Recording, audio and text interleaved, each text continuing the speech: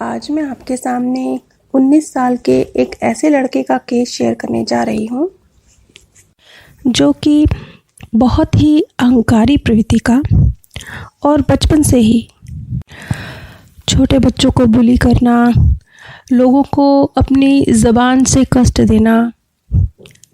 वैसे उसने कोई कुकर्म नहीं किया जिसे हम भौतिक नज़रिए से गलत कह सकें, लेकिन भावनात्मक रूप से अपनी ज़बान का गंदा इस्तेमाल करना, ये अपने जीवन में उस लड़के ने बहुत किया और इस तरीके से वो भावनात्मक रूप से लोगों को दुख पहुंचाने की वजह बना। इस 19 साल के लड़के ने जब इसे ये पता चला कि इसकी गर्लफ्रेंड इसी के एक दोस्त के साथ इसे चीट कर रही है, तो ये इस चीज़ को बर्दाश्त नहीं कर सका और ड्रग्स की ओवरडोज लेकर इसने सुसाइड की कोशिश करी। लेकिन इसकी मम्मी ने समय रहते इसे हॉस्पिटल में एडमिट करा दिया, जहां लगभग 6 से 7 मिनट के लिए इसने मृत्यु के बाद की उस दुनिया का एक्सपीरियंस किया। ये लड़का बताता है कि उसने ये जो 6 मिनट का अनुभव था, इसमें इसने स्वर्ग जैसा कुछ एक्सपीरियंस नहीं किया, बल्कि एक अलग तरह से जो दिखने में स्वर्ग का एहसास करा रहा है लेकिन स्वर्ग नहीं है, उसका एक्सपीरियंस किया। इसने यीशु मसीह को भी देखा, लेकिन उसे भी एक अलग अंदाज में देखा। उन्हें भी इसने इस रूप में देखा जैसे कि वो कह रहे थे कि मैं भी परमात्मा नहीं हूँ। कुछ इस तरीके से उसने अनुभव किया। एक्चुअली उसका ये सारा एक्सपीरियंस एक चेतावनी की तरह था। ये खुशकिस्मत लोगों में से एक है जिसे गलत काम करने पर एक तरह से समय रहते चेतावनी मिली। उसने अनुभव किया कि जब वो अपने आप को आउट ऑफ बॉडी एक्सपीरियंस कर रहा था, तो शुरुआत उसने बहुत खूबसूरत महसूस करी। उसने देखा कि एक बहुत गर्माइश भरी तेज़ रोशनी ऊपर से हॉस्पिटल के कमरे में ज़मीन तक आ रही है और एक नन्ही नीली परी वो मुस्कुराकर उसका स्वागत कर रही है। और जैसे उस नन्ही नीली परी ने ही उसका हाथ थामकर उसे उसकी बॉडी से डिटैच फील कराया और फिर वो उस सुरंग के माध्यम से आगे की ओर बढ़े। लेकिन वो कहता है कि ये सुरंग कुछ इस तरह की थी कि मैंने अपनी आंखें बंद कर ली। देखिए, आज से पहले आपने ऐसे एक्सपीरियंस नहीं सुने होंगे, आंखें बंद। ये क्योंकि आज तक हमने जितने भी एक्सपीरियंस का जिक्र किया उसमें सब यही कहते हैं कि बड़ी खूबसूरत एक मतलब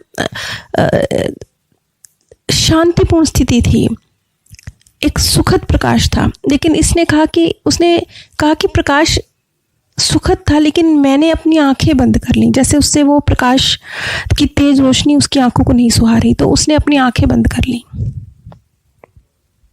और वो नन्ही नीली परी उसे आगे लेकर गई, जहाँ जैसे एक कमरा सा था। और वो देखता है कि सामने लिफ्ट में उसके सामने 3 महिलाएं हैं। एक बुजुर्ग महिला है जो शायद उसकी दादी है, एक अन्य महिला है और एक युवा लड़की है। वो बुजुर्ग महिलाएं उसे देखकर मुस्कुराईं और उन्होंने कहा कि ये आ गया। और इस पर उस युवा लड़की ने बहुत खुशी से चहकते हुए लिफ्ट से बाहर आकर उस लड़के का हाथ थामा। वो लड़की बहुत खूबसूरत थी। वो लड़की उसके पास बैठी और फिर उस लड़की ने उसे खाने के लिए एक कोक और एक कुछ और चीज़ जिसका जिक्र उसने किया, शायद सैंडविच जैसा कुछ खाने को दिया। तो वो कहता है, नॉर्मली मैं नहीं खाता हूँ, कोई मुझे देता है तो, लेकिन मैंने मना किया। लेकिन उस लड़की ने बार बार मुझे फोर्स किया तो मैंने एक बाइट ली। लेकिन सैंडविच की वो बाइट निहायत ही गंदे स्वाद की थी, बहुत ही गंदा स्वाद, जिसे बस वो बर्दाश्त ना कर सके। फिर उसने कोक की एक सिप ली तो वो भी बहुत बुरे ही गंदे स्वाद की थी। आगे उस लड़के ने बताया कि इस पर वो लड़की खिलखिलाकर हंस पड़ी ये अजीब है, ये सारा एक्सपीरियंस, जैसे मैंने आपको बताया कि ये सारा एक्सपीरियंस बेहद अजीब है। ये शायद उस लड़के के लिए चेतावनी जैसे है। और जैसे कि मैंने कहा कि उसकी प्रवृत्ति अलग तरह से थी, वो लोगों को इमोशनली हर्ट किया करता था, बचपन से ही वो इस तरह का था। तो लेकिन उसने कोई बड़ा बुरा कर्म नहीं किया था, मतलब व्यवहारिक तौर पर किसी को चोट नहीं पहुंचाई थी। तो कुछ जैसे हर व्यक्ति जो कर्म जीवन में करता है तो उसी के मुताबिक तो उसके लिए मृत्यु के बाद की दुनिया में स्थान होगा ना, तो कुछ ऐसा ही है। खैर, इसके बाद जैसे उसकी आंखें बंद हो गईं और उसने अपने आप को एक बड़े से घास है, बड़ा सा एक पार्क है, ऐसे एक स्थान में पाया। और उसकी आंखें बंद है, लेकिन ऐसे लग रहा है कि 3-4 लोग आपस में बातें कर रहे हैं, हंस रहे हैं, खिलखिला रहे हैं, बातें कर रहे हैं, और दूर हैं वो लोग। जब उसकी आंख खुली तो उसने देखा वो लोग उसके करीब आ रहे हैं, लेकिन जब वो लोग उसके करीब आए तो उसे पता चला वो इंसान नहीं है, वो सियार हैं। और उन्हें देखकर वो डर गया। अब यहाँ देखिए, ऐसा आप कोई नरक का अनुभव नहीं कह सकते हैं, लेकिन फिर भी सुखद अनुभव नहीं है। सुखद, असुखद भी नहीं है और सुखद भी नहीं है। फिर उसने अपने आप को एक इतने छोटे और ठंडे कमरे में महसूस किया, गीला ठंडा कमरा। और वो कमरे की छत इतनी छोटी थी कि ये खड़ा नहीं हो सकता था, ये बैठ के चल रहा था उस कमरे में।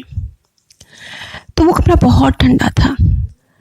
तो वो कहते हैं मैं इस कमरे में जैसे भीगा हुआ ठंडा महसूस कर रहा था बहुत। तो आगे मैंने देखा कि कहीं रोशनी है, मुझे लगा शायद वहाँ गर्माहट है। तो मैं रेंग कर, क्योंकि मैं चल नहीं सकता था खड़े होकर, तो मैं उस रोशनी की तरफ जा रहा था।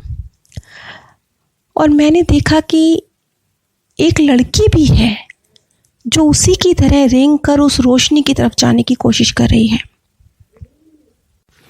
खैर, लेकिन उस रोशनी में इन्हें तेज आवाज़ें आ रही थी, जैसे कोई चीख रहा है, इस तरह की आवाज़ें।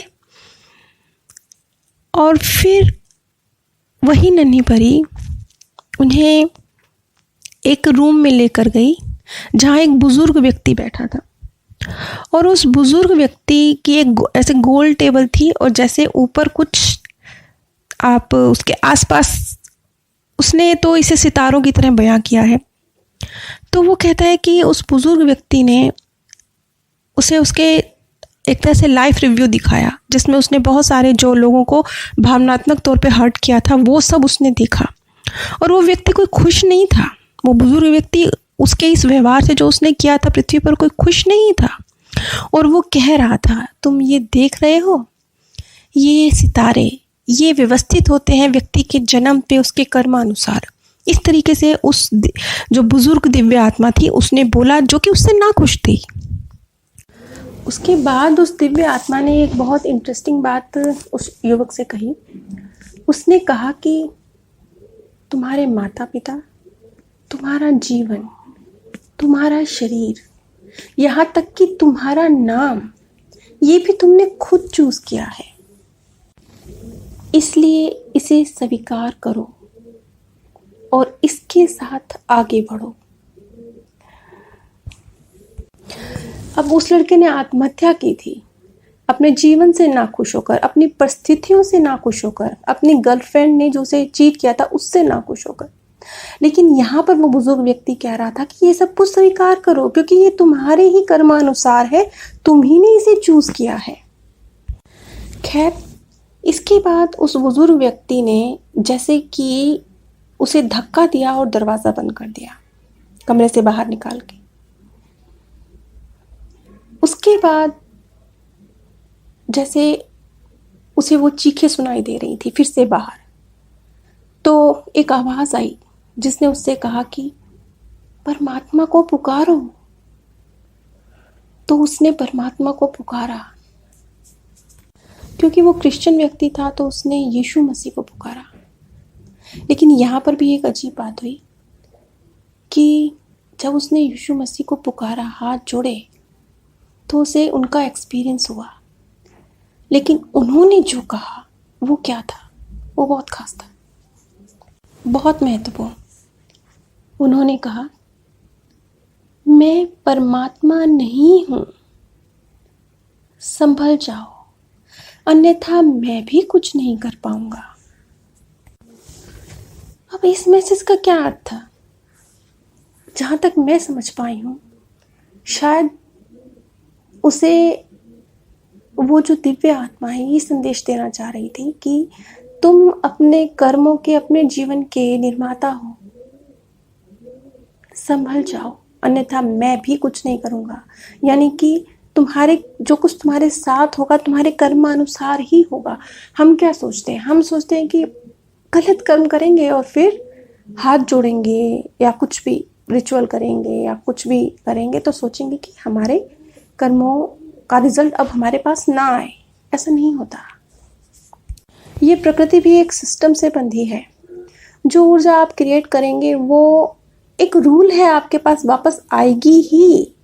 उस पर आपका इख्तियार नहीं है। एक बार बस तब तक इख्तियार था जब तक आपने उसे क्रिएट नहीं किया। उसके बाद वो आपके हाथों से गई, अब नहीं है। खैर, इसे चेतावनी कहिए या उस लड़की की खुशकिस्मती कहिए कि वक्त रहते उसे अपनी लाइफ को संभालने के लिए एक मैसेज मिल गया। उसके बाद उसी लड़की ने उसका हाथ थामा, उसी खूबसूरत लड़की ने, और वो लड़की वापस उसे उसके उसी हॉस्पिटल के रूम तक लेकर आई और उसके शरीर में जैसे वो वापस गया। और जब उसे होश आया तो उसे ऐसे लगा कि सब कुछ जैसे कि एक सपना था। यह क्या था? सच्चाई थी?